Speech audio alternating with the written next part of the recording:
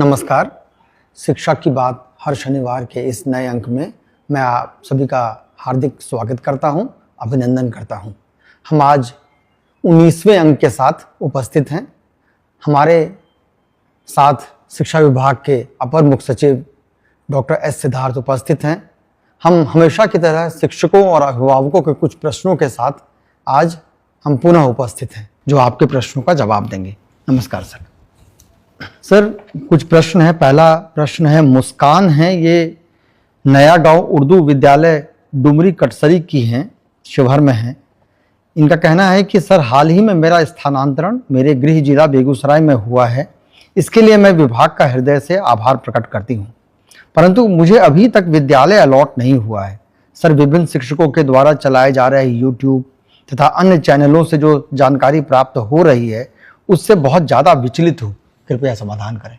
देखिए, हम लोगों ने जैसे कहा, हम लोगों ने करीब 80,000 ट्रांसफर्स करीब हम लोगों ने किए हैं, और 1 से 6 कैटेगरी में जो प्रथम 6 कैटेगरी है उसको हम लोगों ने हम लोगों ने स्कूल अलॉट कर दिया, केवल 34 लोगों को छोड़ के।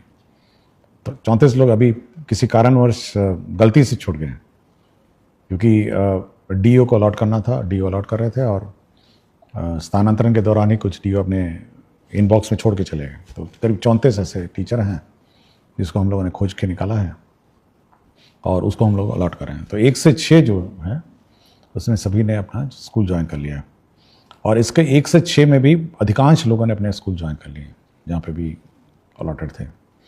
लेकिन कुछ लोगों ने ज्वाइन समय पे नहीं किया। 30 तारीख का अंतिम दिन था, और आज भी मुझसे मिलने के लिए कुछ लोग आए थे और कह रहे थे कि अब 30 तारीख हम ज्वाइन नहीं कर हम लोगों ने क्या, हम ज्वाइन करना चाहते हैं। तो विभाग इसकी समीक्षा करेगी कि ऐसे कितने लोग हैं और क्या है, तो वो अलग बात है। और कुछ लोगों ने ज्वाइन नहीं किया। जो ऑप्शन दिया गया था कि यदि आप ज्वाइन नहीं करना चाहते हैं तो मत ज्वाइन करिए। तो जो व्यवस्था है 1 से 6 का, तो वो एग्जैक्टली ये है कि हम लोगों ने सभी को टेकअप कर लिया।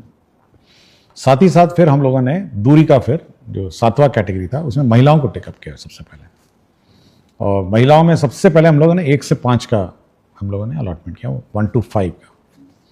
और 1 to 5 करते करते हम लोगों ने जब इंटर डिस्ट्रिक्ट अलॉटमेंट की प्रक्रिया हम लोगों ने शुरू की, तो कुछ रेशोज तो हम लोग बैठ गए। मतलब एक टीचर इधर से गए, दूसरे जगह गए, दूसरे से तीसरी जगह गए। लेकिन उसमें भी करीब कुछ संख्या एक टीचर्स की, कुछ स्कूलों की है जहाँ पे हम लोग को अचानक पता चला कि वहाँ पे स्कूल बंद होने वाले हैं। तो हम लोगों ने उस जिला तो अलॉट कर दिया।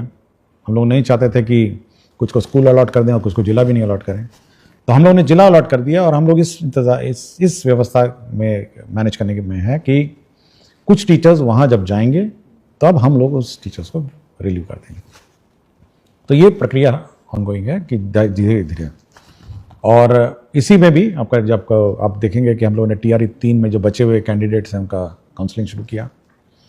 उसके बाद डीलेड एमएड वाला जो केस मुकदमे से जो अभ्यर्थी आए हैं 150 और 1,500, वो भी आ रहे हैं।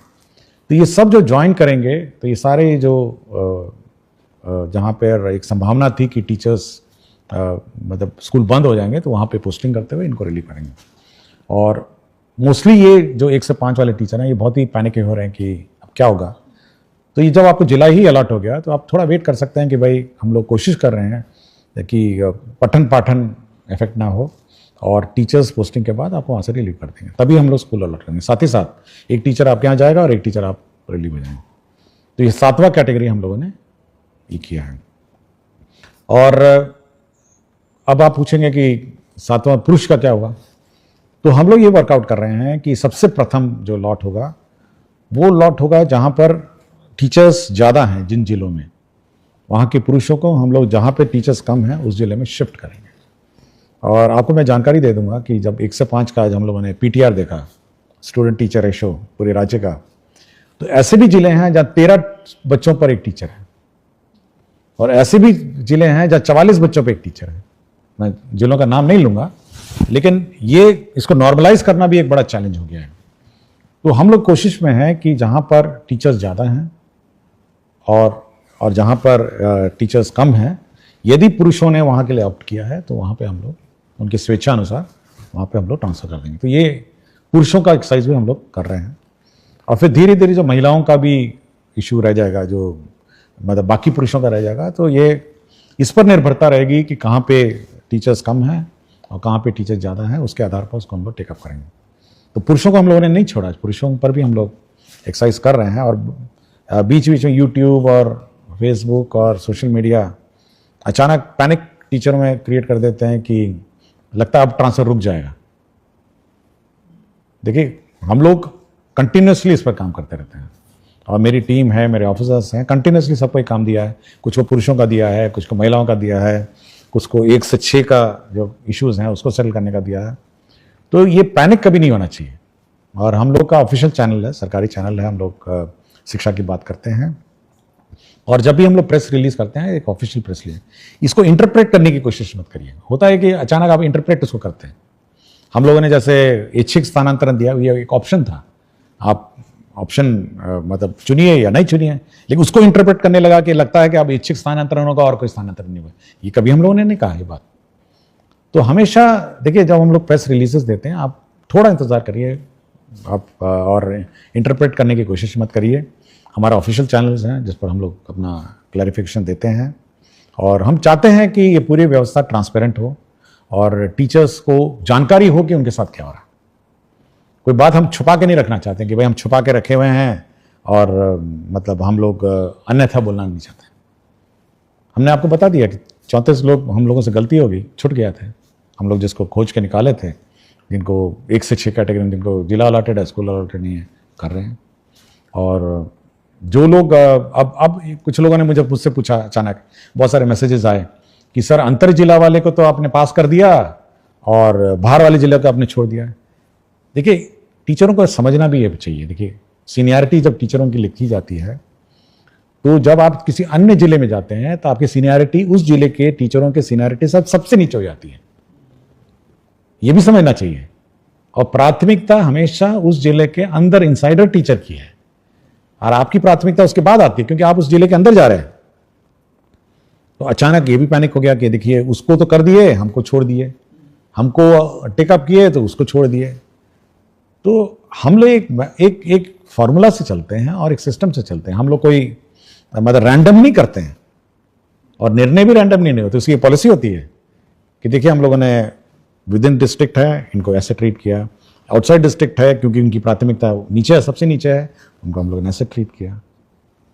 तो ये सब हम लोग देखते हैं। तो कभी भी टीचर को ये नहीं सोचना चाहिए कि हम पक्षपात करते हैं या कोई रैंडम व्यवस्था करते हैं। हम लोग जो ट्रीटमेंट किसी एक कैटेगरी टीचर के साथ करते हैं, वही ट्रीटमेंट हम लोग बी कैटेगरी टीचर से। और कोई हम लोग मतलब इसका गलत इंटरप्रिटेशन किसी टीचर या किसी सोशल मीडिया में जो हमारे टीचर्स ग्रुप बहुत सारे हैं, उनको नहीं करना चाहिए। आप पूछ सकते हैं, विभाग से पूछ सकते हैं, बहुत सारे पदाधिकारी हैं, डायरेक्टर हैं, डीईओ हैं। और हम लोगों ने ये भी व्यवस्था की है व्यवस्था में कि अगर आप अपने प्रेजेंट पोस्टिंग से शुभ हैं विद इन द डिस्ट्रिक्ट, तो आप अपने स्थापना समिति, अपने ग्रीवांस पोर्टल में आप अप्लाई करिए। और ग्रीवांस पोर्टल डीईओ देखते हैं, आरडीडी देखते हैं, और हम भी देखते हैं, और मॉनिटरिंग उसकी होती है। और जिला स्थापना जो समिति है, जो डिस्ट्रिक्ट की कमेटी है, वो अगर आपको कोई विशेष समस्या हो, मतलब बहुत ही विशेष समस्या हो, एनमास तो नहीं ले सकते, अचानक फिर से 10-20 हज़ार का शुरू नहीं कर सकते, लेकिन आपको कोई विशेष समस्या है, आपकी सुनवाई करेगी और आपके समस्या का समाधान करेगी। और मैं बार बार यही बात कहता हूँ और हर फोरम पे यही कहता हूँ कि टीचर्स की सुविधा तो हम लोग कंसिडर करते हैं, लेकिन बच्चों की असुविधा हम लोग मतलब क्रिएट नहीं करना चाहते हैं। हम लोग ऐसी व्यवस्था नहीं क्रिएट करना चाहते हैं जहाँ पे स्कूल बंद हो जाएं, पढ़ाई पाठन अफेक्टेड हो जाए, या फिर मैथ्स टीचर चले जाते हैं तो मैथ्स टीचर अब नहीं है तो क्या करेंगे, साइंस टीचर अचानक ट्रांसफ़र हो गए तो क्या करेंगे। तो वैसी व्यवस्था हम लोग नहीं चाहते। हम लोग चाहते हैं कि बच्चों की पढ़ाई जो है, शिक्षा विभाग की प्रायोरिटी बहुत ही क्लियर होना चाहिए, शिक्षकों को भी, अभिभावकों को भी, कि शिक्षा विभाग की सबसे प्रथम प्रायोरिटी शिक्षा व्यवस्था में सुधार और शिक्षा व्यवस्था को सुदृढ़ करने का। ये बिल्कुल टीचर लोग भी अपने दिमाग में बैठा लें और हम भी अपने दिमाग में बैठा चुके हैं। उसके बाद आता है हमारे टीचर्स का कंफर्ट और अपने टीचर्स की सुविधा। ये ऊपर ओवरराइड नहीं कर सकता है कि हम अचानक टीचरों को रिलीव कर दें और स्कूल बंद कर दें। नो, ये हम लोग नहीं कर सकते। शिक्षा व्यवस्था सरकार 22% बजट इसलिए देती है कि हमारे बच्चे पढ़ें, हमारे बच्चों को अच्छी पढ़ाई हो, और इसीलिए सरकार ने बहाल किया है विभिन्न स्कूलों के लिए टीचर्स की पढ़ाई सुचारू रूप से चले। हाँ, आप लोगों को कठिनाई हुई है, बहुत सारे पोस्टिंग रैंडम पूर्व के सालों में हुए हैं, हम लोग उसको रिजॉल्व करने की कोशिश में लगे हैं, और इसमें पेशेंस होना चाहिए और थोड़ा सब्र करना चाहिए टीचरों का। अगर किसी का कोई इशू है तो उसकी सुनवाई होगी और उसका रिजॉल्व होगा, लेकिन अचानक पैनिक नहीं होना चाहिए कि अचानक कोई अब नहीं, ये नहीं होगा, वो नहीं होगा। ये थोड़ा पैनिक टीचरों में नहीं होना चाहिए। आपको अपने पठन पाठन में ध्यान दीजिए और धीरे धीरे आपकी एक एक बात की सुनवाई होगी, और जहाँ तक यथासंभव, मैं बात बोलता हूँ, यथासंभव हम लोग आपका ख्याल रखेंगे, लेकिन आप अपने शैक्षणिक व्यवस्था और पढ़ाई व्यवस्था सुदृढ़ रखें और यह सुनिश्चित करें कि आपके विद्यालय में पढ़ाई। बहुत बहुत धन्यवाद सर। मैडम मुस्कान के माध्यम से ही, सवाल के माध्यम से ही आपने बहुत विस्तार से बताया है, और मुझे लगता है कि बाकी शिक्षकों के लिए भी ये बहुत लाभप्रद है। सर, दूसरा प्रश्न है, प्रिंस तिवारी हैं, वैशाली जिला के पातेपुर ब्लॉक के, ये संस्कृत के अध्यापक हैं।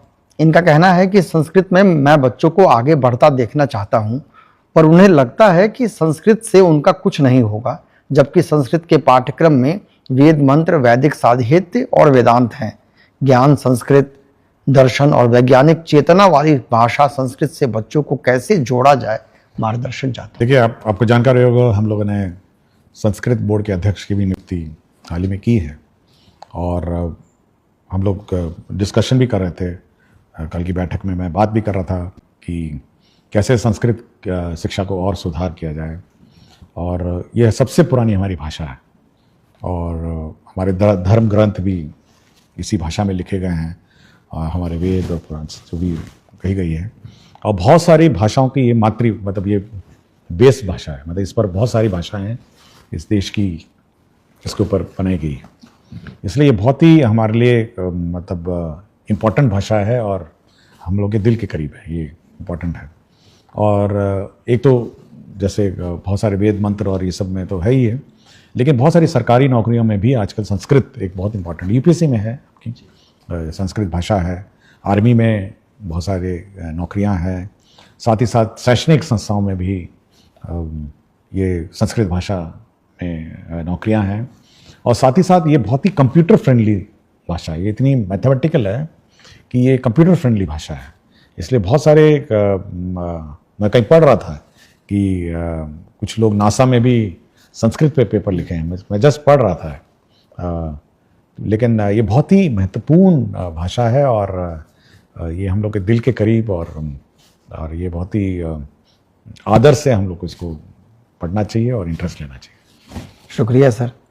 एक है पुनीता कुमारी, राजकीय मध्य विद्यालय कोटवा गोपालगंज की हैं। इनका कहना है कि सर्वप्रथम आपके द्वारा किए गए बेहतरीन कार्यों हेतु आपको साधुवाद दे रही हैं सर। महोदय, आपके द्वारा अभिभावक गोष्ठी को लेकर एक कैलेंडर जारी किया गया है जो बेहद सराहनीय और प्रशंसनीय है। महोदय, क्या उक्त कैलेंडर को सभी विद्यालयों के सूचना पट पर लगाया जा सकता है, जिससे कि अभिभावकों को पूर्व से ही गोष्ठी के संबंध में सूचना मिल सके? यह अत्यंत लाभकारी सिद्ध होगा। ये अच्छा सुझाव है। हम लोग कोशिश करेंगे कि जो भी नोटिस बोर्ड है उसमें अगला अभिभावक गोष्ठी का डेट अंकित रहे, ताकि अभिभावकों को पता चल जाए कि ये गोष्ठी का अगला तिथि है, और सभी लोग अभिभावक, और कोशिश भी करेंगे, देखते हैं, ट्रायल लेते हैं कि सभी को एसएमएस, क्योंकि कुछ अभिभावकों के फ़ोन नंबर भी हैं, कोशिश करते हैं कि एसएमएस से भी खबर कर दें कि अगला अभिभावक, अभी बच्चे का अगला अभिभावक गोष्ठी फलाना है, आप भाग लें, ये भी कोशिश करते हैं।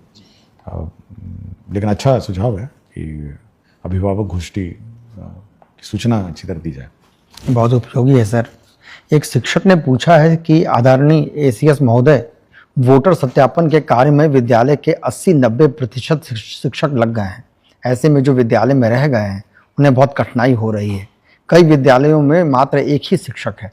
ऐसे में विद्यालय का संचालन कैसे करेंगे, इस पर कोई दिशा? देखिए, इलेक्शन का कार्य महत्वपूर्ण कार्य है, और ये पीपल्स रिप्रेजेंटेशन एक्ट से गवर्नड है, इसलिए उसके बारे में मैं कोई टिप्पणी नहीं करूँगा। लेकिन मैंने सभी डीओस को कहा है कि वो मॉनिटर करें हर स्कूल्स को, जहाँ पे भी टीचर्स अपने वोटर लिस्ट पुनरीक्षण कार्य में व्यस्त हैं, तो अन्य अगल बगल के स्कूलों में से टीचर्स को लगा के डिप्यूट करके संचालन करेंगे और ये सुनिश्चित करेंगे कि शैक्षणिक कार्य प्रभावित नहीं हो, क्योंकि आगे फिर इलेक्शन भी है, उसमें भी हो सकता है ये सब कार्य प्रभावित होगा। और साथ ही साथ आरडीडी को भी कहा गया है कि आप मॉनिटर करिए कि ऐसा ना हो कि सारे के सारे टीचर वोटर लिस्ट वेरिफिकेशन में चले जाएं और शैक्षणिक कार्य प्रभावित हो। अगल बगल पंचायत में उसी पंचायत के टीचरों को डिप्यूट करके उसको काम शुरू किया जाए और सुनिश्चित किया जाए कि शैक्षणिक कार्य प्रभावित हो। शुक्रिया सर। एक सतीश कुमार हैं, ग्राम पिपरा धुकराहा, रामनगर, पश्चिम चंपारण के। ये निवासी हैं सर। इनका कहना है कि इनके 2 बच्चे हैं पिपरा धोकराहा रामनगर में, ये पढ़ते हैं। महाशय, आजकल अत्यधिक गर्मी के सीजन में भी किसी कक्ष में पंखा नहीं लगवाया गया है, जिसकी वजह से हमारे बच्चे की तबीयत खराब हो जाती है। अतः महाशय से निवेदन है कि विद्यालय पंखा। देखिए, हम लोगों ने सभी हेडमास्टर्स को 50,000 रुपये दिया था, लास्ट ईयर भी दिया और इस साल भी दिया। ये इसीलिए दिया था कि पंखा लगाइए और तार खींच के पंखा लगाइए, स्विच लगाइए। ये बिल्कुल स्पेसिफिक डायरेक्शन है, क्योंकि ये मुख्यालय से हम लोग कुछ नहीं कर सकते। हम लोगों ने सभी को पैसे दे दिया कि भाई आप पंखा लगाइए, और अब ये भी कहा कि गर्मी सीजन के शुरुआत में ही आप लगाइए। अब ये क्यों ये लापरवाही हेडमास्टर साहब ने की है, इसकी मैं जांच करवाता हूँ, क्योंकि मैंने सुनिश्चित किया था कि आप गर्मी शुरू होने से पहले सारे कमरों में पंखा कितना दाम होगा, 5,000 से ज़्यादा का क्या होगा, तार वार लगाना है, स्विच लगाना है। अब 50,000 मैंने दिए हैं सारे स्कूल को, 2 बार दे चुका हूँ मैं। तो ये मैं चेक करता हूँ कि हेडमास्टर ने क्यों नहीं किया, और ये बिल्कुल स्पष्ट है। मतलब मैं बाकी अभिभावक को कह रहा हूँ कि ये हेडमास्टर को पैसा दिया गया है पंखा लगाने के लिए, स्विच तार सबके लिए। Thank you sir. ये एक मनीष कुमार हैं, वर्तमान में अररिया जिले के नरपतगंज ब्लॉक के उत्क्रमित उच्च विद्यालय मिर्दौल में पीजीटी केमिस्ट्री के शिक्षक हैं।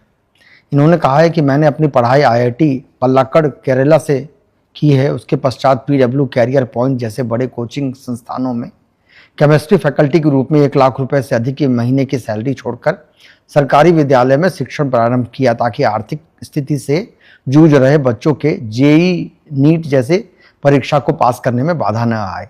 लेकिन वर्तमान स्थिति यह है कि यहाँ फिजिक्स और मैथमेटिक्स के पीजीटी शिक्षक ही नहीं है, जिसके चलते टीम वर्क हो नहीं पा रहा है, साथ ही अन्य परेशानियों का भी सामना करना पड़ रहा है। अतः मेरा उद्देश्य पूरा नहीं हो पा रहा है। तो क्या मुझे बीएसईबी फ्री कोचिंग ज्वाइन करने का आदेश और स्वीकृति विभाग से मिल सकता है? देखिए, हम लोगों ने, आपको याद होगा, हाल ही में हमने चिट्ठी लिखा है कि जहाँ पर जो सब्जेक्ट टीचर्स नहीं हैं, आप डेपुटेशन से उसको काम चलाइए। अगल बगल पंचायत के जो स्कूल्स हैं उसी में आप डेपुटेशन से काम चलाएं। और हमारी बात भी हो रही है साइंस एंड टेक्नोलॉजी डिपार्टमेंट के साथ कि कुछ फैकल्टी या कुछ स्टूडेंट्स जो मतलब मैथ्स और साइंस पढ़ा सकें, तो वो भी कुछ कंट्रीब्यूट करेंगे। तो ये 2 स्ट्रीम है जो हम लोग कर रहे हैं, और कोशिश करेंगे कि ये जो टीचर्स की कमी है ये पूरी हो जाए, और अगला जो रिक्रूटमेंट है उसमें हम विशेषकर ये जो स्पेसिफिक सब्जेक्ट वैकेंसीज हैं इस पर ज़्यादा ध्यान देंगे। और जहाँ तक ये कंपटीशन की बात है, मैं बताना चाहूँगा कि हम लोग जितने भी देश के प्रमुख कोचिंग संस्थाएं हैं जो जेई नीट और ये सब का कोचिंग देते हैं, उनसे हम लोग एमओयू कर रहे हैं। हाल ही में हम लोगों ने कस्तूरबा गांधी विद्यालय का फिजिक्स वाला पीडब्ल्यू के साथ हम लोगों ने एमओयू करने का निर्णय लिया। उनका ऑफर आया था तो हम लोगों ने निर्णय ले लिया कि अब फिजिक्स वाला जितने भी कस्तूरबा गांधी विद्यालय हमारे हैं, लड़कियां हैं, उनको कोचिंग कराएंगे। और इसके लिए हम लोगों ने 1.5 लाख रुपए जो टीवी मॉनिटर है ऑनलाइन कोचिंग के लिए और जो भी इंफ्रास्ट्रक्चर है उसके लिए हम लोगों ने सैंक्शन भी कर दिया है। तो धीरे धीरे हम लोग जब बाकी जितने भी अन्य कोचिंग संस्थाएं हैं उनके साथ भी धीरे धीरे हम लोग विभिन्न विद्यालय और विविध आवासीय विद्यालय इनके साथ हम लोग अब टाई अप करेंगे। तो कंपटीशन तो राज्य सरकार चाहती है कि हमारे बच्चे कंपटीशन की तैयारी करें, और ये अच्छी बात है। इस प्रकार के जो टीचर हैं, मैं तो हैरान था कि आईआईटी कोझिकोड से हैं ना, पलाक्कड़ से हैं, तो हम लोग इनको रिसोर्स पर्सन इस व्यवस्था के लिए यूज़ कर सकते हैं कि आप आकर जो कस्तूरबा गांधी विद्यालय में जो कोचिंग कराई जा रही है उसको कोऑर्डिनेट करने के लिए हम इनको यूज़ कर सकते हैं। लेकिन मुझे इतना ही डर है कि अगर मैं उनको भी निकाल दूंगा, जो अभी बाकी टीचर की कमी है, तो इनकी भी कमी हो जाएगी वहाँ पे। तो कुछ व्यवस्था करते हैं, आई विल ट्राई कि वहाँ टीचर किसी अन्य स्कूलों से डिप्यूट करें और इनको हम ज़रूर रिसोर्स पर्सन के रूप में यूज़ करेंगे। बहुत बहुत शुक्रिया सर। ये मुझे निश्चित है कि केजीबीवी की लड़कियाँ बहुत खुश हों। हाँ, हम चाहते हैं कि वो बहुत सबसे गरीब परिवार की आती हैं, कस्तूरबा गांधी विद्यालय हॉस्टल में रहती हैं, तो कम से कम एक कोचिंग का जो एक्सपोजर है या ट्रेनिंग है, कम से कम वो मिल सकेगा हमको। शुक्रिया सर। एक नताशा है, विशिष्ट शिक्षिका हैं, इनका प्रश्न है कि ग्रीष्मावकाश के बाद विद्यालय खुलने के दिन अगर कोई बीमार है या किसी इमरजेंसी में बाहर फंस गया है तो क्या विशेषावकाश या आकस्मिक अवकाश का उपयोग कर सकता है? देखिए, अवकाश के बारे में डिटेल गाइडलाइन है और अगर कोई ऐसी परिस्थिति में तो अवकाश तो मिल ही जाना चाहिए। हमको नहीं लगता कोई अवकाश मिलने में कोई प्रॉब्लम है। ये प्रश्न है गोपाल कुमार बेलसन सीतामढ़ी के हैं। सर, इनका कहना है कि आपके नेतृत्व का मैं प्रशंसक हूं और महोदय, उच्च माध्यमिक विद्यालय में इस सत्र से त्रैमासिक परीक्षा होनी है। पूर्व में यह मासिक था। निर्धारित सिलेबस जिससे त्रैमासिक परीक्षा, अर्धवार्षिक एवं वार्षिक परीक्षा में प्रश्न पूछे जाएंगे, उक्त में हमेशा कंफ्यूजन की स्थिति बनी रहती है। कृपया आधिकारिक सिलेबस माहवार उपलब्ध कराया जाए। ये हम लोग परीक्षा जब त्रैमासिक होगी तो उस पर्टिकुलर सिलेबस को हम लोग वो भी डिक्लेयर करेंगे कि इस सिलेबस से त्रैमासिक होगी। तो ये सीआरटी आपको कम्युनिकेट करेगा कि इस सिलेबस से आपकी परीक्षा होगी। ऐसा नहीं हो कि डेट निर्धारित है लेकिन सिलेबस निर्धारित, ये स्पेसिफिक हम लोग निर्धारित करें। बहुत यूजफुल है सर। एक शिक्षक पूछ रहे हैं कि विभाग से लेकर विद्यालय तक सूचनाओं का सही तरीके से प्रसार नहीं होने पाने के कारण कई बार विद्यालय स्तर पर कार्य बाधित होता है। सर, क्या विभाग कोई ऐसा तरीका ढूंढ रहा है जिससे सूचना एक जैसा सभी विद्यालय तक पहुंचे और सही काम हो सके? देखिए, हम लोगों ने सभी विद्यालय में टैबलेट भेजा है और बहुत सारे विद्यालयों में पहुंच भी गया है। मेरे ख्याल से 3-4 दिन में और भी पहुंच जाएगा। देखिए, ये बहुत विशेष प्रकार का टैबलेट है। ये नॉर्मल जो हम लोग यूज़ करते हैं उससे हल्का सा भिन्न है। वो इसलिए भिन्न है कि इसमें वही सॉफ्टवेयर लोड हो सकता है जो मुख्यालय से आपको निर्देशित होगा, अन्यथा वो सॉफ्टवेयर अपने डिलीट हो जाएगा। पहले तो ये है। दूसरा है, ये हमारे सेंट्रल सर्वर से लिंक्ड है। जो टैबलेट है ये बिल्कुल हमारे सेंट्रल जो मैसेजिंग सिस्टम है से लिंक्ड है और मुख्यालय से जैसे ही हम इसमें पत्र डालेंगे वो आपके टैबलेट में नजर आ जाएगा। या मुख्यालय से हम कोई भी सूचना देंगे तो हर स्कूल में अपने आप पहुंच जाएगा। ये डीओ से, फिर डीओ से बीओ, बीओ से टीचर, या फिर सोशल मीडिया के माध्यम से, बिल्कुल मतलब वो बंद कर दिया। हम अगर कहेंगे कि ये टीचर का पत्र है और अभी तुरंत जाना है तो सारे स्कूल के टैबलेट में पहुंच जाएगा। तो अब वो व्यवस्था हो गई है कि हम लोग बिल्कुल मैसेजिंग सिस्टम जो है बिल्कुल कनेक्टेड हो गई है। मतलब हम लोग यहाँ से भेजेंगे और वो वहाँ के टैबलेट में आ जाएगा। और साथ ही साथ उल्टा भी है, हम लोग अगर टैबलेट से कोई सूचना निकालना चाहेंगे तो ऑटोमेटिकली पुल व्यवस्था भी है कि हम उस टैबलेट को एक्सेस कर सकते हैं और वहाँ से हम लोग सूचना प्राप्त कर सकते हैं। तो ये 2 वे कम्युनिकेशन है, वो टैबलेट है और बहुत महत्वपूर्ण डिवाइस है। ऐसा नहीं है कि वो कोई नॉर्मल मोबाइल फ़ोन की तरह की, ये कम्युनिकेशन डिवाइस है और ये लिंक करता है हमारे मुख्यालय के सेंट्रल सर्वर को, डीओ को, बीओ को और टीचर को। तो इसलिए बहुत ही महत्वपूर्ण ये इंटरवेंशन है। मुझे लगता है सर कि इसके बाद का सवाल के जवाब आपने ऑलरेडी दे दिया है। सवाल है कि हम लोगों को विभाग के द्वारा टैबलेट फ़ोन दिया गया है। सर, बच्चे इसे देखकर बहुत खुश हुए और आपको धन्यवाद दिए। सर, अब इस टैबलेट का करना क्या है? नहीं, ये बच्चों के लिए नहीं था। नहीं, ये बच्चों के लिए नहीं है बिल्कुल। अब मैंने एक फ़ोटो देखा था जिसमें बच्चों ने मुझे ही धन्यवाद दे दिया। तो मैं पूछा भी कि भाई ये तो बच्चों के पास जाना नहीं था, ये बच्चे इसको लेके क्या कर रहे हैं? देखिए, जो टैबलेट है वो पहले एक तो हेडमास्टर के पास रहेगा, फिर दूसरा टैबलेट जो है वो दूसरा टैबलेट प्रभारी है, तो तीसरा टैबलेट प्रभारी है। जहाँ 2 हैं वहाँ 2 ही हैं और 3 लोग या 2 लोग जो भी है इसको ऑपरेट करेंगे। और ये कम्युनिकेशन सिस्टम है शिक्षा विभाग का मुख्यालय और स्कूल का बीच का। स्कूल की गतिविधियाँ वो टैबलेट में दर्ज करेंगे। मुख्यालय कोई सूचना देना चाहेगा दे सकता है और मुख्यालय अगर किसी स्कूल की गतिविधियां देखना चाहेगा वो इस टैबलेट के माध्यम से देख सकेगा। तो ये कम्युनिकेशन डिवाइस है। ये बच्चों के लिए नहीं गया है, बच्चों के लिए अलग से है। बच्चों के लिए अलग से स्मार्ट क्लास बन रहा है, सैंक्शन हो रहा है। बच्चों के लिए अलग से आईसीटी लैब है। मैं चाहता हूं कि वो लोग उसमें ज़्यादा ध्यान दें, ये टैबलेट लेकर नहीं घूमें। और टैबलेट हमारे जो शिक्षकगण हैं वो कम्युनिकेशन के रूप में इसको यूज़ करें। और क्या पढ़ाना है, क्या कोर्स है, क्या सिलेबस है, क्या क्वेश्चन पेपर है, वो भी इसी में आना है। प्रश्न पत्र जो है वो भी इसी में आना है। और क्या कोर्स आप पढ़ाए हैं ये भी इसी में आना है, कितने बच्चे उपस्थित हैं ये भी आना है। ये बहुत महत्वपूर्ण डिवाइस है ये, इसको मतलब ये होलिस्टिक मॉनिटरिंग सिस्टम है इस विद्यालयों का। आपका बहुत बहुत शुक्रिया सर। मैं सभी देखने और सुनने वालों का धन्यवाद कहता हूं और अगले अंक में फिर हम पुनः कुछ प्रश्नों के साथ उपस्थित होंगे। तब तक के लिए धन्यवाद, नमस्कार।